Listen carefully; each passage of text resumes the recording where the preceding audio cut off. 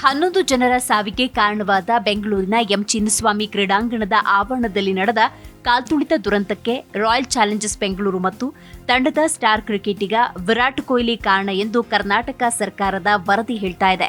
ಹೌದು, ಬೆಂಗಳೂರು ಕಾಲ್ತುಳಿತಕ್ಕೆ ಕರ್ನಾಟಕ ಸರ್ಕಾರ ಆರ್ಸಿಬಿಯನ್ನ ದೂಷಿಸಿದ್ದು, ಇದೇ ವರದಿಯಲ್ಲಿ ವಿರಾಟ್ ಕೊಹ್ಲಿ ಹೆಸರನ್ನ ಉಲ್ಲೇಖಿಸಲಾಗಿದೆ.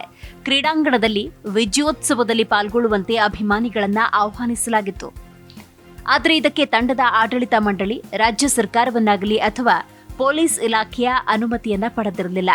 ದಿಢೀರ್ ಕಾರ್ಯಕ್ರಮ ಘೋಷಣೆ ಮಾಡಿದ್ರಿಂದ ಹಠಾತ್ತನೆ ಜಮಾಯಿಸಿದ ಜನಸಮೂಹ ನೂಕುನುಗ್ಗಲು ಉಂಟಾಗಲು ಕಾರಣವಾಯಿತು ಅಂತ ಕರ್ನಾಟಕ ಸರ್ಕಾರದ ವರದಿ ಹೇಳ್ತಾ ಇದೆ. ಇನ್ನು ಪ್ರಕರಣ ಸಂಬಂಧ ಕರ್ನಾಟಕ ಸರ್ಕಾರ ತನ್ನ ವರದಿಯನ್ನು ನೀಡಿದ್ದು, ರಾಯಲ್ ಚಾಲೆಂಜರ್ಸ್ ಬೆಂಗಳೂರು ಚಿನ್ನಸ್ವಾಮಿ ಕ್ರೀಡಾಂಗಣಕ್ಕೆ ಏಕಪಕ್ಷೀಯವಾಗಿ ಮತ್ತು ನಗರ ಪೊಲೀಸರಿಂದ ಸಮಾಲೋಚನೆ, ಅನುಮತಿ ಇಲ್ಲದೆ ಜನರನ್ನ ವಿಜಯೋತ್ಸವ ಮೆರವಣಿಗೆಗೆ ಆಹ್ವಾನಿಸಿದೆ ಎಂದು ಕೋರ್ಟ್ಗೆ ಸಲ್ಲಿಸಿದ ವರದಿಯಲ್ಲಿ ಉಲ್ಲೇಖಿಸಲಾಗಿದೆ. ಅಂತೆಯೇ ಕರ್ನಾಟಕ ಹೈಕೋರ್ಟ್ ನಿರ್ದೇಶನದ ಮೇರೆಗೆ ವರದಿಯನ್ನ ಬಹಿರಂಗಪಡಿಸಲಾಗಿದೆ. ವರದಿಯನ್ನ ಗೌಪ್ಯವಾಗಿಡುವುದಕ್ಕೆ ರಾಜ್ಯ ಸರ್ಕಾರ ನ್ಯಾಯಾಲಯವನ್ನ ಒತ್ತಾಯಿಸಿತ್ತು. ಆದರೆ ಅಂತಹ ಗೌಪ್ಯತೆಗೆ ಯಾವುದೇ ಕಾನೂನು ಆಧಾರಗಳಿಲ್ಲ ಎಂದು ನ್ಯಾಯಾಲಯ ಹೇಳಿತ್ತು. ಹೀಗಾಗಿ ಈ ವರದಿ ಇದೀಗ ಬಹಿರಂಗಗೊಂಡಿದೆ. 18 ವರ್ಷಗಳ ನಂತರ ಆರ್ಸಿಬಿ ಟ್ರೋಫಿಯನ್ನ ಗೆದ್ದಿತ್ತು. ಐಪಿಎಲ್ ಟ್ರೋಫಿ ಗೆದ್ದ ದಿನವಾದ ಜೂನ್ 3ರಂದು ಆರ್ಸಿಬಿ ಆಡಳಿತ ಮಂಡಳಿ ಪೊಲೀಸರನ್ನ ಸಂಪರ್ಕಿಸಿದೆ ಮತ್ತು ಸಂಭಾವ್ಯ ವಿಜಯೋತ್ಸವ ಮೆರವಣಿಗೆಯ ಬಗ್ಗೆ ಪೊಲೀಸರಿಗೆ ತಿಳಿಸಿದೆ ಎಂದು ರಾಜ್ಯ ಸರ್ಕಾರ ತನ್ನ ವರದಿಯಲ್ಲಿ ತಿಳಿಸಿದೆ. ಇದು ಕೇವಲ ಸೂಚನೆಯ ರೂಪದ್ದಾಗಿತ್ತು. ಕಾನೂನಿನ ಅಡಿಯಲ್ಲಿ ಅಗತ್ಯವಿರುವಂತೆ ಅನುಮತಿಗಾಗಿ ವಿನಂತಿಯಲ್ಲ. ಅಂತಹ ಅನುಮತಿಗಳನ್ನ ಕಾರ್ಯಕ್ರಮಕ್ಕೆ ಕನಿಷ್ಠ 7 ದಿನಗಳ ಮೊದಲು ಪಡಿಬೇಕು ಅಂತ ಅದು ಹೇಳುತ್ತೆ. ಪ್ರಸ್ತುತ ಸಂದರ್ಭದಲ್ಲಿ ಅರ್ಜಿದಾರರು ಅಥವಾ ಆಯೋಜಕರು ನಿಗದಿತ ನಮೂನೆಗಳಲ್ಲಿ ಯಾವುದೇ ಅರ್ಜಿಗಳನ್ನ ಅನುಮತಿ ಪ್ರಾಧಿಕಾರಕ್ಕೆ ಸಲ್ಲಿಸಿಲ್ಲ. ನಿಗದಿತ ನಮೂನೆಗಳ ಅಡಿಯಲ್ಲಿ ಅಗತ್ಯ ಇರುವ ಅಂತಹ ಮಾಹಿತಿಯ ಅನುಪಸ್ಥಿತಿಯಲ್ಲಿ ಅನುಮತಿ ನೀಡುವ ಪ್ರಾಧಿಕಾರವು ವಿನಂತಿಯನ್ನ ಸಕಾರಾತ್ಮಕವಾಗಿ ಪರಿಗಣಿಸಲು ಸಾಧ್ಯವಾಗಲಿಲ್ಲ. ಅದರಂತೆ ಕಬ್ಬನ್ ಪಾರ್ಕ್ ಪೊಲೀಸ್ ಠಾಣೆಯ ಪಿಐ 3/6/2025ರಂದು ಸಂಜೆ 6:30 ಸುಮಾರಿಗೆ ಕೆಎಸ್ಸಿಎ ಮಾಡಿದ ವಿನಂತಿಗೆ ಅನುಮತಿಯನ್ನ ನೀಡಲಿಲ್ಲ.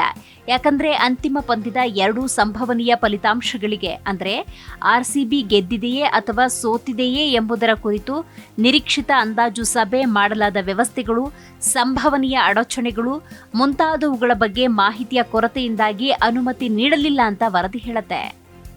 ಅಂತೆಯೇ ಈ ವರದಿಯಲ್ಲಿ ಆರ್ಸಿಬಿ ಆಡಳಿತ ಮಂಡಳಿ ಪೊಲೀಸರನ್ನ ಸಂಪರ್ಕಿಸದೆ ಮರುದಿನ ಬೆಳಗ್ಗೆ 7:01ಕ್ಕೆ ತನ್ನ ಅಧಿಕೃತ ಸಾಮಾಜಿಕ ಮಾಧ್ಯಮ ಹ್ಯಾಂಡಲ್ಗಳಲ್ಲಿ ಜನರಿಗೆ ಉಚಿತ ಪ್ರವೇಶವಿದೆ ಎಂದು ತಿಳಿಸುವ ಮತ್ತು ವಿಧಾನಸೌಧದಲ್ಲಿ ಪ್ರಾರಂಭವಾಗಿ ಚಿನ್ನಸ್ವಾಮಿ ಕ್ರೀಡಾಂಗಣದಲ್ಲಿ ಮುಕ್ತಾಯಗೊಳ್ಳುವ ವಿಜಯೋತ್ಸವ ಮೆರವಣಿಗೆಯಲ್ಲಿ ಭಾಗವಹಿಸಲು ಸಾರ್ವಜನಿಕರನ್ನ ಆಹ್ವಾನಿಸುವ ಫೋಟೋವನ್ನ ಪೋಸ್ಟ್ ಮಾಡಿತ್ತು ಅಂತ ವರದಿ ಹೇಳುತ್ತೆ. ಹೌದು, ಈ ನಡುವೆ ಈ ವರದಿಯಲ್ಲಿ ಕೊಹ್ಲಿ ಹೆಸರು ಉಲ್ಲೇಖ ಮಾಡಲಾಗಿದೆ. ಈ ಮಾಹಿತಿಯ ಜೊತೆಗೆ ಬೆಳಗ್ಗೆ 8 ಗಂಟೆಗೆ ಮತ್ತೊಂದು ಪೋಸ್ಟ್ ಮಾಡಲಾಗಿದೆ. ತರುವಾಯ 4/6/2025ರಂದು ಬೆಳಗ್ಗೆ 8:55 ಆರ್ಸಿಬಿ ತಂಡದ ಪ್ರಮುಖ ಆಟಗಾರರಾದ ವಿರಾಟ್ ಕೊಹ್ಲಿ ಅವರ ವಿಡಿಯೋ ಕ್ಲಿಪ್ ಅನ್ನು ಹಂಚಿಕೊಂಡಿದೆ. ಆರ್ಸಿಬಿ ತಂಡದ ಆಟಗಾರ ಆರ್ಸಿಬಿಯ ಅಧಿಕೃತ ಹ್ಯಾಂಡಲ್ ಆರ್ಸಿಬಿ ಟ್ವೀಟ್ಸ್ ಆನ್ ಎಕ್ಸ್ನಲ್ಲಿ 4/6/2025ರಂದು ಬೆಂಗಳೂರಿನಲ್ಲಿ ಬೆಂಗಳೂರು ನಗರದ ಜನ ಮತ್ತು ಆರ್ಸಿಬಿ ಅಭಿಮಾನಿಗಳೊಂದಿಗೆ ಈ ವಿಜಯವನ್ನ ಆಚರಿಸಲು ಉದ್ದೇಶಿಸಲಾಗಿದೆ ಅಂತ ಹೇಳಿದ್ದಾರೆ ಎಂದು ಆ ವರದಿ ಹೇಳುತ್ತೆ. ಇದರ ನಂತರ ಆರ್ಸಿಬಿ 4/6/2025ರಂದು ಮಧ್ಯಾಹ್ನ 3:14 ಮತ್ತೊಂದು ಪೋಸ್ಟ್ ಮಾಡಿದ್ದು, ವಿಧಾನಸೌಧದಿಂದ ಚಿನ್ನಸ್ವಾಮಿ ಕ್ರೀಡಾಂಗಣದವರೆಗೆ ಸಂಜೆ 5ರಿಂದ 6 ಗಂಟೆಯವರೆಗೆ ವಿಜಯ ಪರೇಡ್ ನಡೆಯಲಿದೆ ಅಂತ ಘೋಷಿಸಿತು. ಈ ವಿಜಯ ಪರೇಡ್ ನಂತರ ಚಿನ್ನಸ್ವಾಮಿ ಕ್ರೀಡಾಂಗಣದಲ್ಲಿ ಆಚರಣೆಗಳು ನಡೆಯಲಿವೆ ಅಂತ ತಿಳಿಸಿತು. ಈ ಪೋಸ್ಟ್ನಲ್ಲಿ ಮೊದಲ ಮತ್ತು ಏಕೈಕ ಬಾರಿಗೆ shop.royalchallengers.com ನಲ್ಲಿ ಉಚಿತ ಪಾಸ್ಗಳು, ಅಂದರೆ ಸೀಮಿತ ಪ್ರವೇಶ ಲಭ್ಯವಿದೆ ಅಂತ ಉಲ್ಲೇಖಿಸಲಾಗಿತ್ತು. ಆದರೆ ಕಾರ್ಯಕ್ರಮ ನಡೆಯುವ ಅಂತಿಮ ಕ್ಷಣದವರೆಗೂ ಪಾಸ್ಗಳ ವಿತರಣೆಯ ಬಗ್ಗೆ ಯಾವುದೇ ಮಾಹಿತಿ ಇರಲಿಲ್ಲ. ಇದು ಆರ್ಸಿಬಿಯ ಹಿಂದಿನ ಪೋಸ್ಟ್ಗಳ ಆಧಾರದ ಮೇಲೆ ಈವೆಂಟ್ ಎಲ್ಲರಿಗೂ ಮುಕ್ತವಾಗಿದೆ ಅಂತ ಸೂಚಿಸುತ್ತೆ ಅಂತ ಆ ವರದಿಯಲ್ಲಿ ಉಲ್ಲೇಖ ಮಾಡಲಾಗಿದೆ. ಆರ್ಸಿಬಿ ಹ್ಯಾಂಡಲ್ಗಳ ಪೋಸ್ಟ್ಗಳು ಅಪಾರ ಭಾಗವಹಿಸುವಿಕೆಗೆ ಕಾರಣವಾಯಿತು. ಒಟ್ಟಾರೆಯಾಗಿ ಈ ಪೋಸ್ಟ್ 44 ಲಕ್ಷ ವೀಕ್ಷಣೆಗಳನ್ನು ಪಡೆದುಕೊಂಡಿದೆ ಅಂತ ವರದಿ ತಿಳಿಸಿದೆ. ಇದು 3 ಲಕ್ಷ ಜನರನ್ನ ಮೀರಿದ ಅಪಾರ ಪ್ರಮಾಣದ ಸಾರ್ವಜನಿಕ ಸಭೆಗೆ ಕಾರಣವಾಯಿತು. ಜನಸಂದಣಿಯ ಗಾತ್ರವನ್ನ ಅಂದಾಜು ಮಾಡಲು ಒಂದು ಆಧಾರ ಅಂದರೆ 4/6/2025 ಬಿಎಂಆರ್ಸಿಎಲ್ ಪ್ರಯಾಣಿಕರ ಸಂಖ್ಯೆ. ಇದು ಆ ದಿನಾಂಕದಂದು ಸುಮಾರು 9.66 ಲಕ್ಷ ಜನರನ್ನ ಮೆಟ್ರೋದಲ್ಲಿ ಸಾಗಿಸಿದೆ. ಇನ್ನು ಸಾಮಾನ್ಯ ದಿನಗಳಲ್ಲಿ ಸರಾಸರಿ ಪ್ರಯಾಣಿಕರ ಸಂಖ್ಯೆ ದಿನಕ್ಕೆ 6 ಲಕ್ಷ ಜನ ಮಾತ್ರ.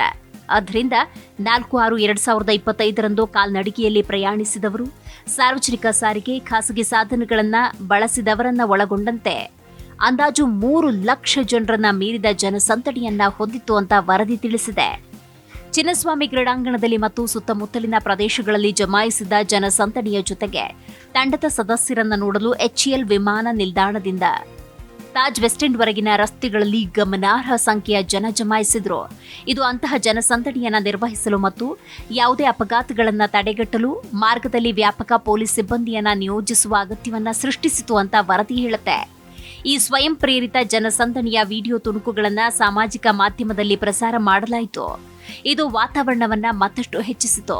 ಇದು ಮಾರ್ಗದಲ್ಲಿ ಮತ್ತು ಕ್ರೀಡಾಂಗಣದಲ್ಲಿ ಇನ್ನಷ್ಟು ಜನ ಸೇರಲು ಕಾರಣವಾಯಿತು. ರಸ್ತೆಗಳಲ್ಲಿ ಜನಸಂದಣಿಯ ಈ ಅನಿರೀಕ್ಷಿತ ಸಂಗ್ರಹ ಕ್ರೀಡಾಂಗಣ ಮತ್ತು ಸುತ್ತಮುತ್ತಲಿನ ಪ್ರದೇಶಗಳಲ್ಲಿ ಅಗತ್ಯವಿರುವವರ ಜೊತೆಗೆ ಮಾರ್ಗಗಳನ್ನು ಹೆಚ್ಚಿನ ಸಂಖ್ಯೆಯ ಪೊಲೀಸ್ ಸಿಬ್ಬಂದಿಯನ್ನ ತುರ್ತು ನಿಯೋಜಿಸುವ ಅಗತ್ಯವನ್ನ ಉಂಟು ಮಾಡಿತು. ಆಯೋಜಕರ ಸರಿಯಾದ ಯೋಜನೆಯ ಕೊರತೆ ಮತ್ತು ಸಂಬಂಧಪಟ್ಟ ಅಧಿಕಾರಿಗಳಿಗೆ ಮುಂಚಿತವಾಗಿ ಅಗತ್ಯ ಮಾಹಿತಿಯನ್ನು ಒದಗಿಸುವಲ್ಲಿ ವಿಫಲವಾದ ಕಾರಣ ಈ ಪರಿಸ್ಥಿತಿ ಉದ್ಭವಿಸಿತ್ತು ಅಂತ ಆ ವರದಿ ತಿಳಿಸ್ತಾ ಇದೆ.